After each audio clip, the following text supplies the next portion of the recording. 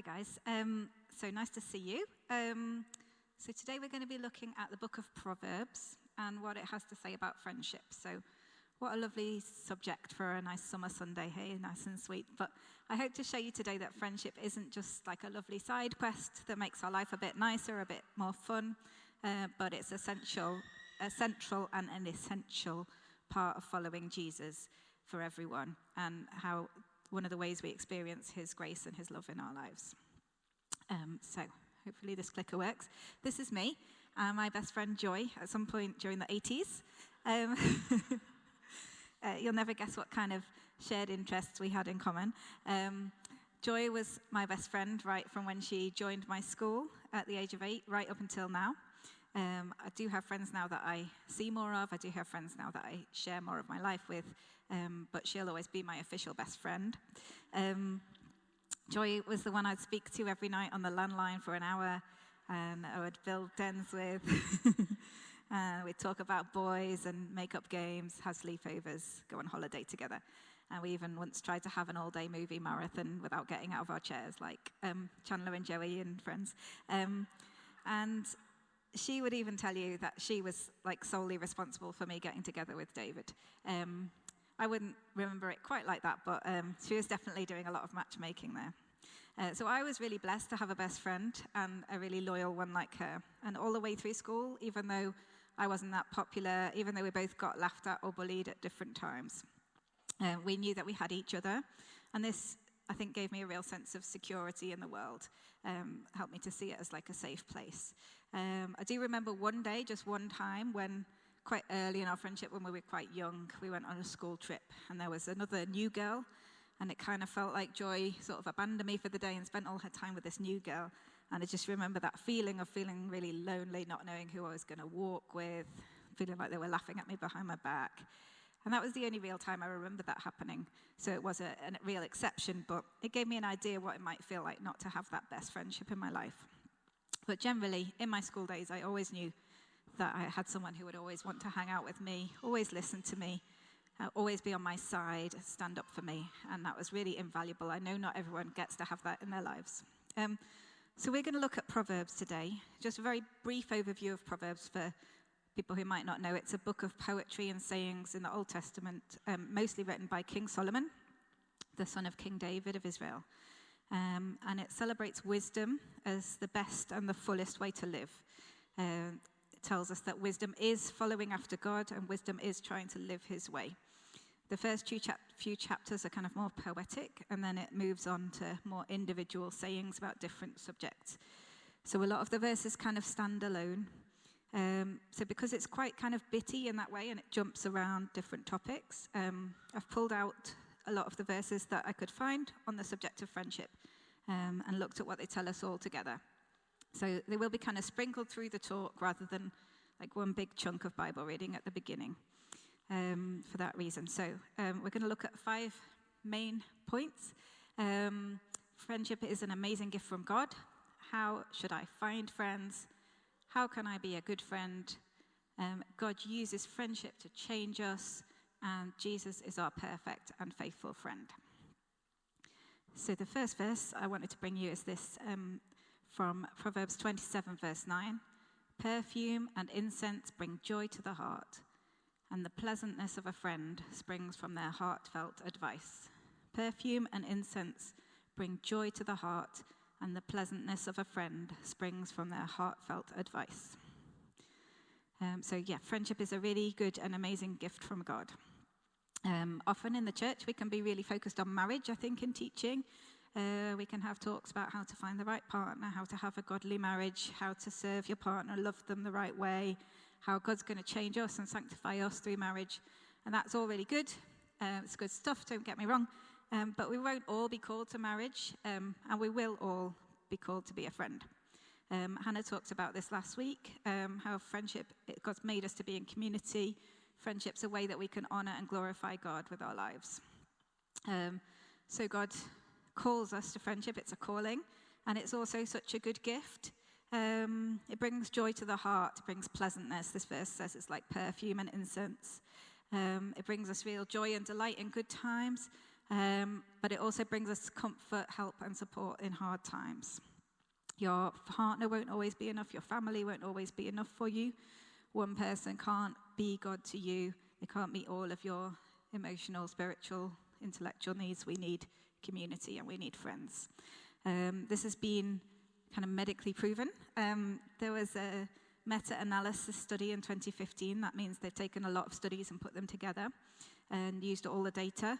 And that found that across different areas of the world, across all genders, social isolation can increase your mortality by 29%. So if you're isolated, you're 29% more likely to die. So it's medically proven that we need our friends. I have a really good friend at church. One of my best friends, her name's Chloe. She's not here today, so I can say what I like about her. When we adopted our daughter, Brianna, 7 years ago, at first we weren't supposed to let her meet many people. We were supposed to keep all our socializing quite low-key, mostly outside, and just so that Brianna could get really used to our home and our family and bond with just us. But as I'm sure you can imagine, this was also a really intense time. We had a new toddler. She didn't know us yet. She didn't obviously feel safe yet. We had 2 existing children who were getting used to having a sibling. We had not much sleep. And on top of that, we had to be isolated in this way. And you don't really realize until isolation gets forced on you, like I think a lot of us did during COVID, just how much you really rely on and need that little chat, that opportunity to be face-to-face with people. Well, Chloe, she committed to meet me in the park every week on a Wednesday morning with her daughter. So for 2 or 3 months of that year, she would come and she would stand in the same boring playground with me, and I could just offload what was going on and all the stress and all the feelings I was having to someone outside the family who wasn't feeling all the same stress that I was and trying to share. So obviously David was trying to share all of this stress with me. It's not the same as having someone outside to offload to. So I needed it, and I appreciated that so much. And I'll always be thankful for her taking that time for me. Proverbs 17:17 says, "A friend loves at all times, and a brother is born for adversity." So we have a deep need in us for friends like this who are there at the hard times. And I would also say there's a deep satisfaction in being a friend like this. God made us to need friends, and he made friendship a pleasurable experience. I mean, there's nothing like just an evening with friends where everybody knows you, you feel safe, you can just laugh together. So because God's so good to us, he makes the things that we need often to be also a pleasure and a joy, like having cold water on a hot day. God is good to us. Friendship is a good gift. Our second point comes from this verse: "Walk with the wise and become wise, for a companion of fools suffers harm." Walk with the wise and become wise, for a companion of fools suffers harm. Proverbs 13, verse 20. So how should I find friends? How should I choose friends who I spend my time with? We're all quite time poor, quite busy these days. It can feel really easy to spend our whole time working really hard on our job, or spending every hour with our kids, or like exercise, self-optimizing, being on our phones. So I think the first thing we need to say these days is that, as I've hopefully just shown, God's made us to have friends. He calls us to be friends, and that takes some time, and it takes some proactivity. Sometimes we can sort of say, oh, it's really hard to find friends in this church or in this workplace or whatever, but we can't just lie back and wait for friendship to happen to us. We have to take time, we have to be proactive, we have to walk with the wise, invite people for a walk, invite them to your home, spend actual hours of time together. If someone isn't responding to those invitations, don't spend all your time chasing someone who's already got a very full life, but look around for the people who need a friend or who are going to bring more of God into your life. So how do we choose? Proverbs has a couple of verses about this. The one I've just mentioned, walk with the wise and become wise, for a companion of fools suffers harm. And also, do not envy the wicked, do not desire their company, for their hearts plot violence and their lips talk about making trouble. Proverbs 24, verse 1. So Proverbs is saying, don't be friends with wicked people who want to make trouble, or with fools. And a fool in Proverbs doesn't just mean a stupid person who doesn't know what they're doing, but it means someone who's choosing to walk outside of God's ways or walking away from him. but we should choose wise people who are going to change us for the better. I think sometimes we can think, well, I've got a strong mind, I'm not easily influenced, but social influence is a lot more powerful than we realize.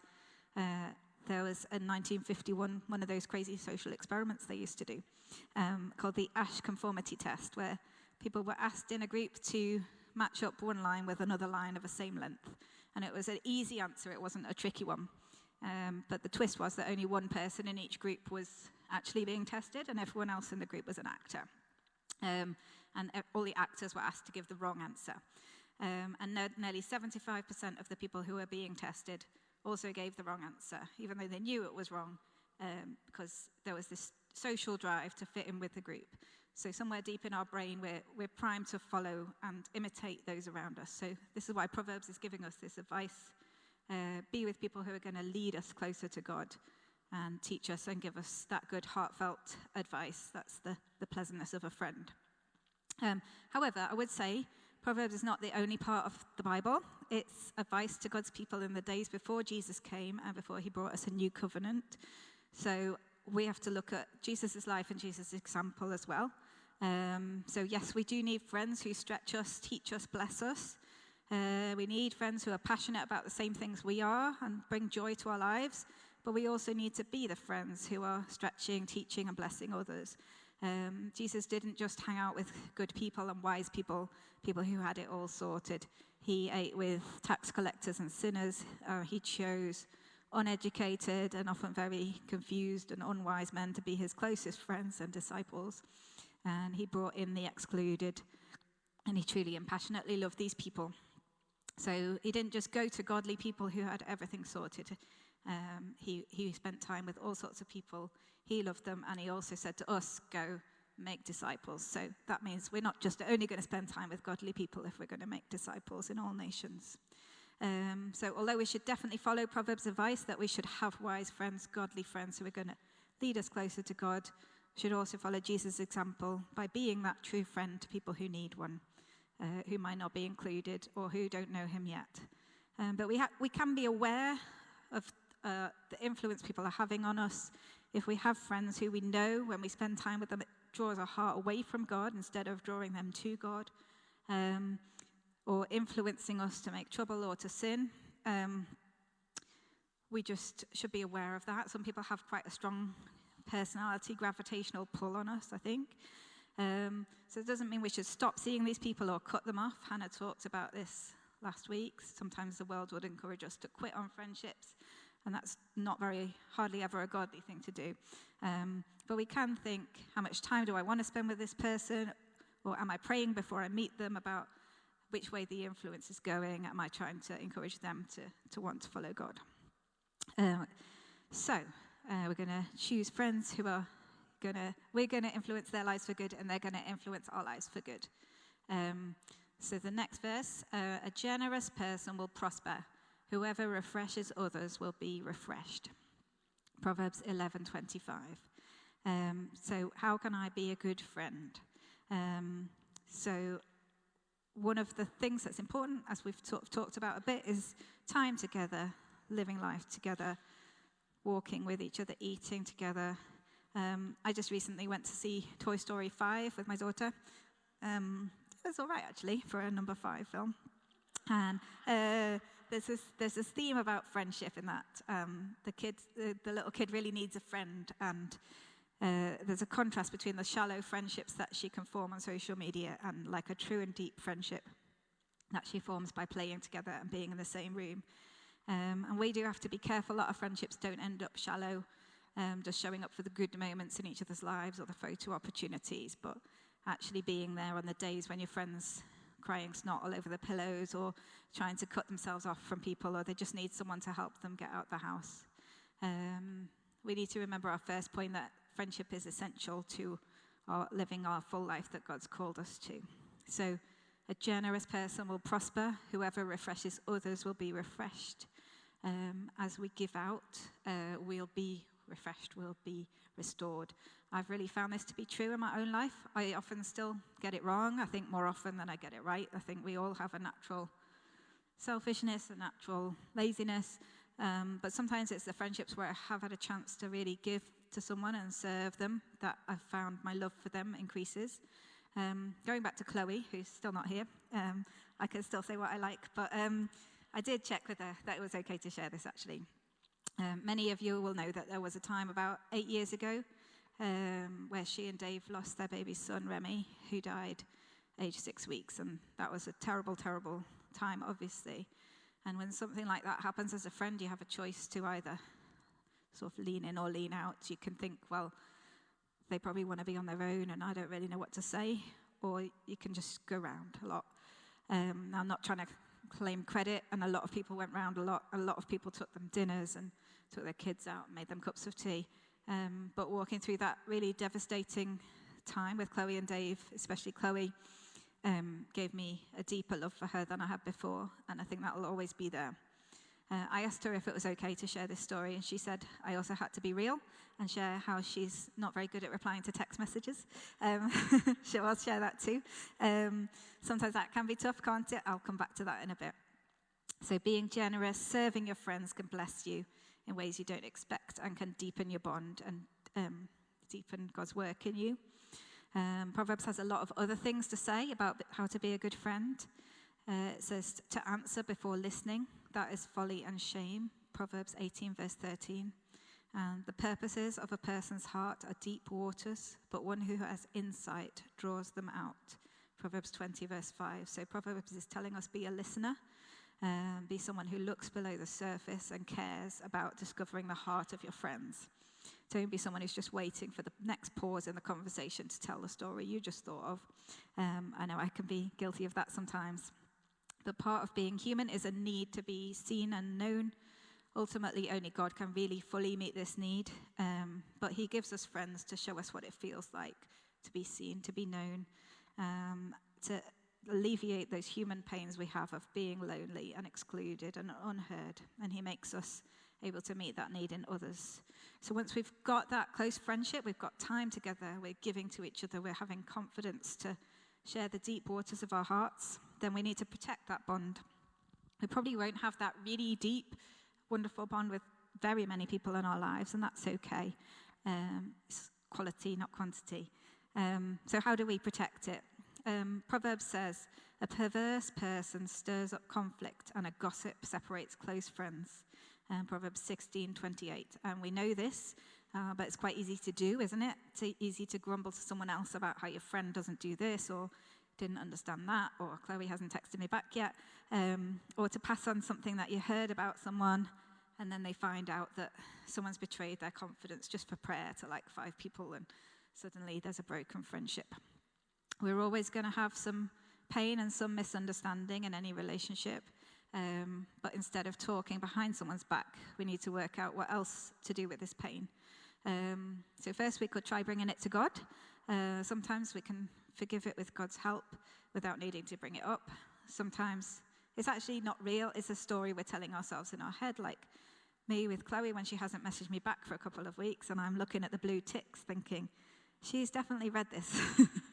Maybe I've done something to upset her. Maybe she just fed up of me. I'm texting her too much.